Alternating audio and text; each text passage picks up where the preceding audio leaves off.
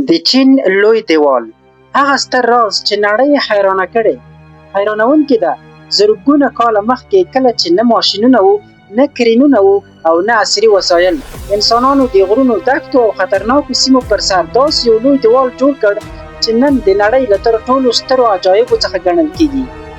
د چین لوی دیوال د لومړي ځل لپاره 700 کاله مخکې له میلاد څخه د محلي حکومتونو لخوا د خپلو سیمو د ساتنې لپاره جوړ شو. 700 کاله مخکې له میلاد نه ډېر پخوانۍ زمانه وه. د چین دیوال د نړۍ له تر ټولو لوی دیوال دی او د تاریخ له پلوه تر ټولو لویه تاریخي او پخوانی جوړښت دی چې د نړۍ د اووه عجایبو څخه هم شمیرل کېږي. د دې په هکله د چینایانو دا خبره ډېره جالبه او مشهوره ده. دوی وایي کوم بهرنی یعنې غیر چیني وګړی چې چین ته راشي او د چین د لوی دیوال څخه لیدنه ونه کړي، نو داسې معنا ورکوي چې ګواکې بیخي چین ته نه دی راغلی. ویډیو تر پایه وګورئ ترڅو د همدې تاریخي